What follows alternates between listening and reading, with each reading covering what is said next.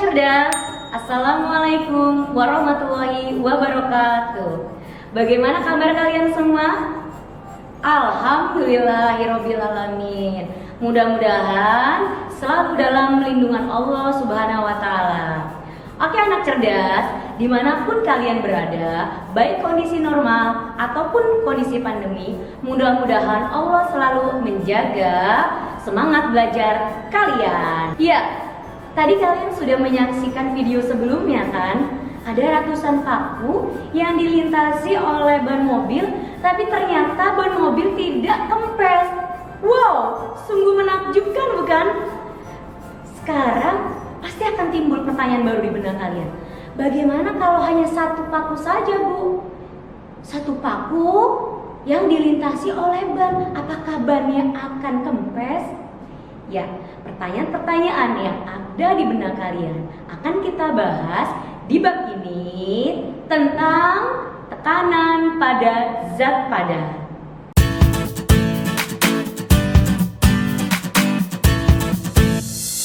Oke anak cerdas, muatan imta untuk materi tekanan zat padat ada pada surat Al-An'am ayat 125 yang bunyinya,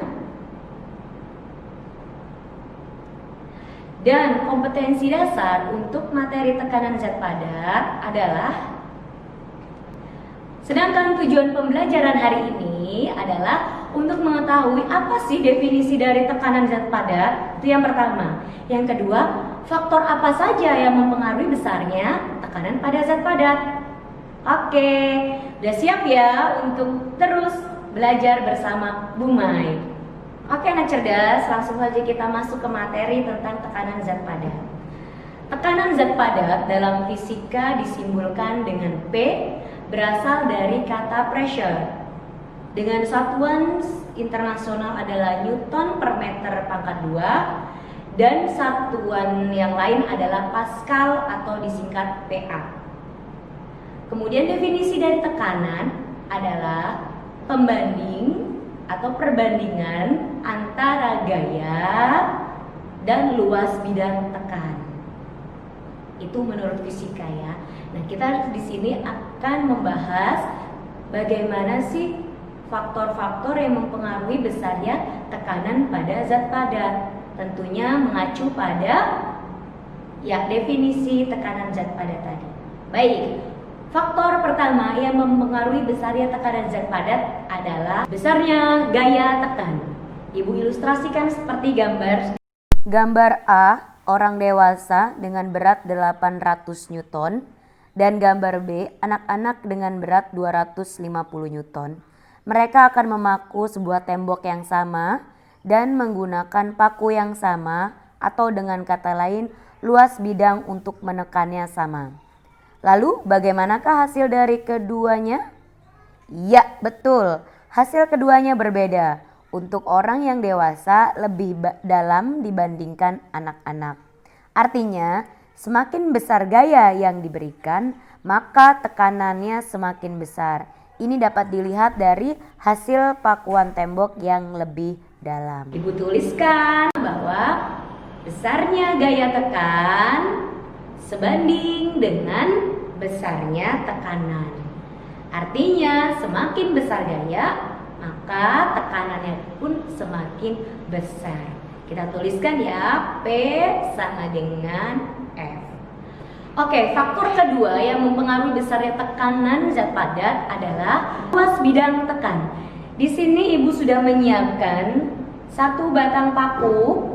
Ya, kalian tentu ada di rumah dan bisa ikut mencoba praktek di rumah, tapi tetap harus pengawasan orang tua kalian ya.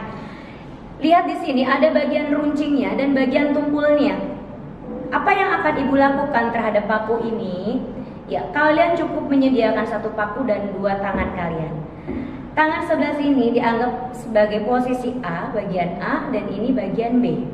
Ya, bagian A untuk yang runcing dan bagian B untuk yang tumpul. Posisikan seperti ini. Oke, ya. Kita hitung sampai ke 10. Nanti kita akan tahu atau kita bisa merasakan apa yang terjadi dengan sisi A dan sisi B. Mulai. 1, 1, 2, 3, 4, 5, 6, 7, 8, 9, 10. Wow. Ya, kamu bisa lihat di sini nak. Setelah diberikan gaya tadi saling menekan bagian kanan dan bagian kiri, bagian A dan bagian B, ternyata bagian A lebih sakit dibandingkan bagian B. Ya, dan kalau kamu lihat bagian A lebih dalam. Ya, seperti lubangnya sedang dibandingkan bagian B. Nah, di sini sebetulnya kamu bisa menarik satu kesimpulan. Semakin kecil luas bidang tekan, ini luasnya, maka tekanan yang dihasilkan semakin betul sekali, semakin besar. Jadi rasa sakit ini menandakan bahwa tekanannya semakin besar. Ya, kita tuliskan ya untuk persamaan secara matematikanya bahwa tekanan berbanding terbalik dengan luas bidang tekan. Artinya semakin kecil luas bidang tekan, tekanannya semakin besar. Atau kita tuliskan P sama dengan 1/A. Dari dua faktor tadi, kita akan mencoba merangkumnya. Ya, P sama dengan F, sedangkan P sama dengan 1/A. Kita gabungkan, ya, menjadi performula P sama dengan F/A. Dari penjelasan tadi, kalian sudah bisa dong menjawab pertanyaan-pertanyaan yang di video tadi?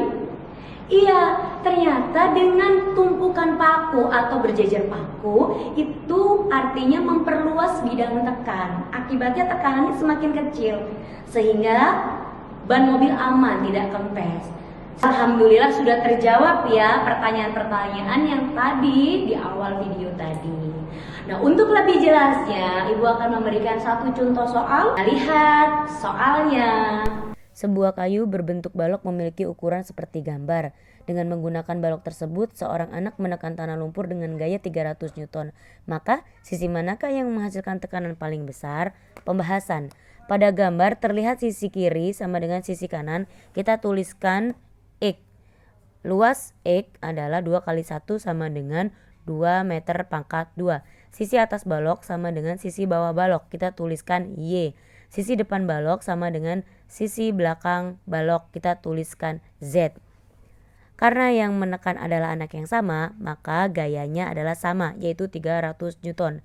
Dengan menggunakan perbandingan P sama dengan F/A, kita akan memperoleh tekanan pada sisi X yaitu 300 dibagi 2 sama dengan 150 Newton per meter pangkat 2. Tekanan pada sisi Y yaitu 300 dibagi 5 sama dengan 60 Newton per meter pangkat 2. Dan tekanan pada sisi Z yaitu 300 dibagi 10 yaitu 30 Newton per meter pangkat 2.